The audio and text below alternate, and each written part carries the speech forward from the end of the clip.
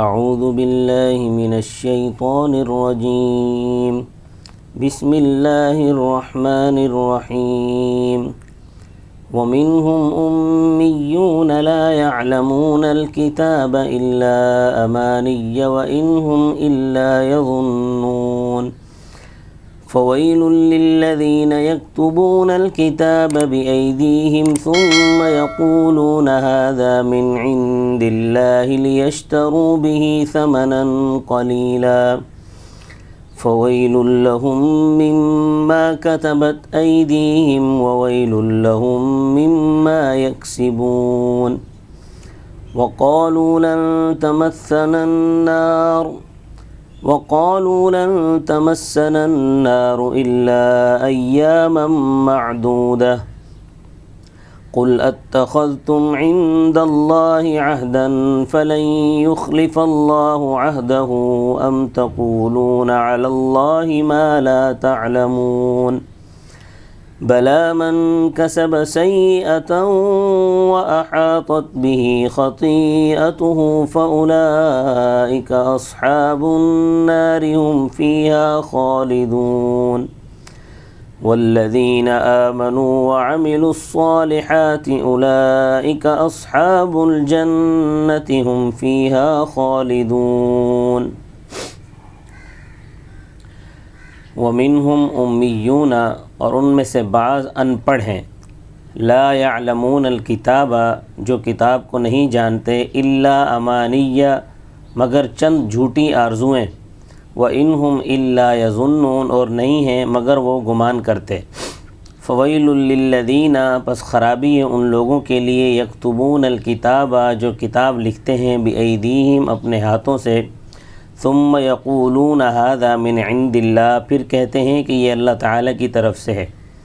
لیشتروا به ثمنا قلیلا تاکہ اس کے ذریعے تھوڑی قیمت خریدیں فویل لهم مما كتبت ایدیہم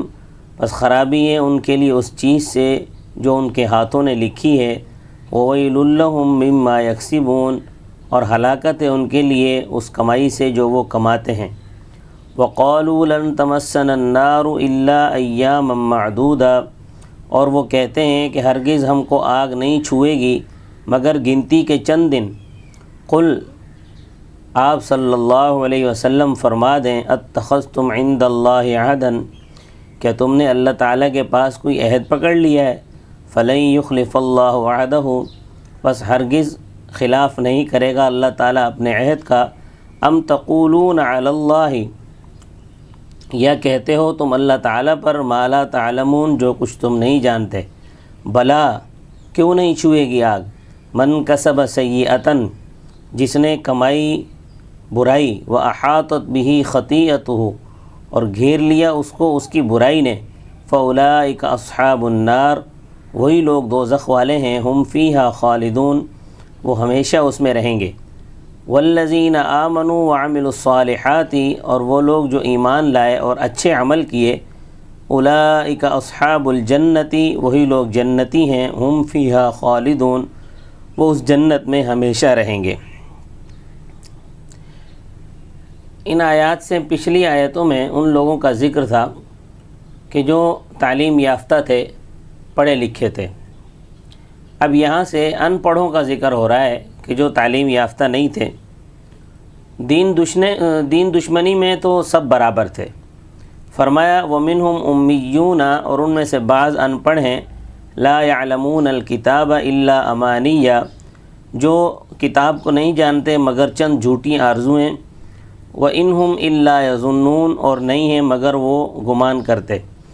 جیسا کہ اکثر جاہل ہوتے ہیں کہ ان کے پاس علم کچھ نہیں ہوتا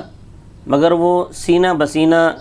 نقل ہونے والی عجیب عجیب کہانیاں سناتے رہتے ہیں لیکن ان کے پاس کوئی علم نہیں ہوتا۔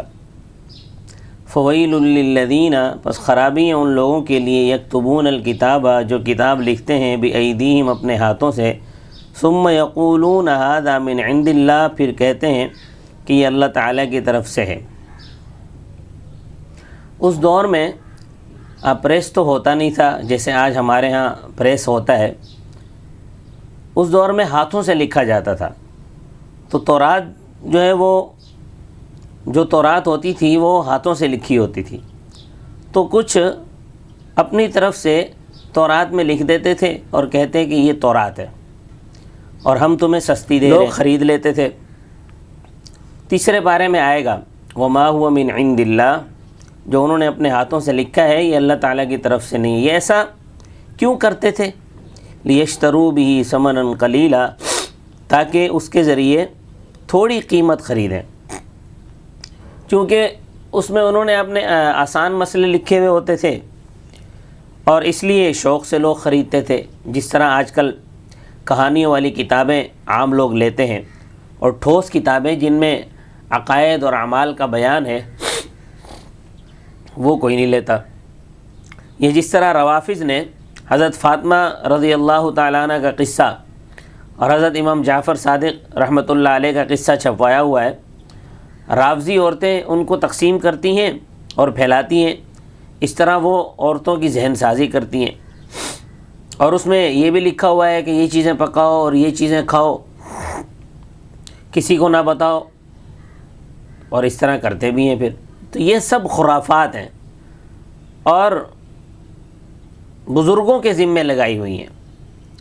اسلام کے ساتھ ان چیزوں کا کوئی تعلق نہیں ہے۔ بزرگوں کے ساتھ عقیدت یہ بڑی بات ہے، مگر اس کا یہ مطلب نہیں ہے کہ ان کے ذمے غلط باتیں لگا کے وہ کام شروع کر دیں اور کہیں کہ یہ انہوں نے کیا ہے یا انہوں نے حکم دیا ہے۔ ویل یہ جہنم کے نچلے طبقے کا نام ہے۔ جب آدمی کو جہنم میں پھینکا جائے گا تو سڑتا گلتا جلتا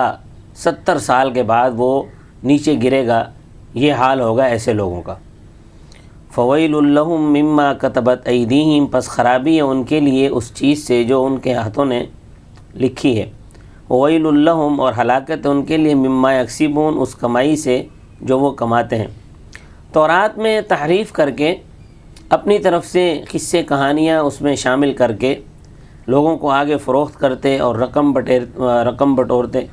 یہ سب کچھ کرتے ہوئے بھی کہتے تھے وقالو، اور کہتے ہیں لن تمسنا النار، ہم کو ہرگز آگ نہیں چھوئے گی، الا ایاما معدودہ، مگر گنتی کے چند دن۔ وہ گنتی کے چند دن کتنے ہیں اس کے بارے میں مختلف اقوال ہیں۔ یہودیوں کا ایک اعتقاد یہ ہے کہ دنیا کی عمر 7000 سال ہے۔ کچھ حدیثیں بھی بیان کی گئی ہیں کہ دنیا کی عمر 7000 سال ہے، مگر محدثین اکرام رحمۃ اللہ علیہم فرماتے ہیں باطلہ لا اصل لہا، نہیں اس قسم کی حدیث کی کوئی حیثیت نہیں ہے، باطل ہے۔ ہر 1000 سال کے بدلے میں ایک دن یہودی دوزخ میں رہیں گے، یہ یہودیوں کا اعتقاد تھا، گویا کہ 7 دن دوزخ میں رہیں گے، اس کے بعد پھر جنت میں چلے جائیں گے۔ دوسرا نظریہ یہ ہے کہ جتنے دن موسیٰ علیہ السلام کوہ طور پر اعتکاف میں بیٹھے تھے، ہمارے بڑوں نے بچھڑے کی پوجا کی تھی، یعنی 40 دن، تو ہم بھی 40 دن دوزخ میں رہیں گے، اس کے بعد پھر دوزخ سے نکال کر جنت میں داخل کر دیے جائیں گے۔ بڑی عجیب منطق ہے کہ پوجا تو کریں تمہارے بڑے اور دوزخ میں سزا تم بھگتو۔ یہ کیا نظریہ ہوا؟ یہ کیا نظریہ ہوا کہ کرے کوئی اور بھرے کوئی؟ اللہ تعالی نے اسی نظریہ کا رد کرتے ہوئے فرمایا لا تزر وازرۃ وزر اخری، کوئی کسی دوسرے کا بوجھ نہیں اٹھائے گا۔ اور جس طرح یہودی کہتے ہیں کہ ہم بڑوں کی وجہ سے 40 دن دوزخ میں رہیں گے، اس کے برعکس عیسائیوں نے یہ نظریہ اپنایا ہوا ہے کہ حضرت عیسیٰ ہمارے منجی ہیں، اس طرح وہ صولی پر لٹک کر ہمارے گناہوں کا کفارہ ہو گئے ہیں، تو لہٰذا ہم تو جہنم میں جائیں گے ہی نہیں۔ کیسے بے ایمان ہے کہ گناہ کریں، یہ گناہ کرو تم اور 2000 سال بعد، اور وہ تمہارے گناہوں کی وجہ سے صولی پر لٹکیں 2000 سال پہلے۔ بڑی عجیب منطق ہے۔ تو اس کے متعلق اللہ تعالیٰ کا بڑا واضح حکم موجود ہے، فرمایا لا یجزی والد عن ولدہ ولا مولود هو جاز عن والدہ شیئا، نہیں کفایت کرے گا باپ بیٹے کی طرف سے اور نہ بیٹا باپ کی طرف سے، ہر ایک نے اپنے کیے کا پھل کھانا ہے۔ تو انہی غلط نظریات کی وجہ سے وہ کہتے تھے وقالوا لن يدخل الجنة الا من كان هودا او نصارى، وہ یہ کہتے تھے کہ ہرگز جنت میں داخل نہیں ہوں گے مگر وہ جو یہودی ہیں اور عیسائی ہیں۔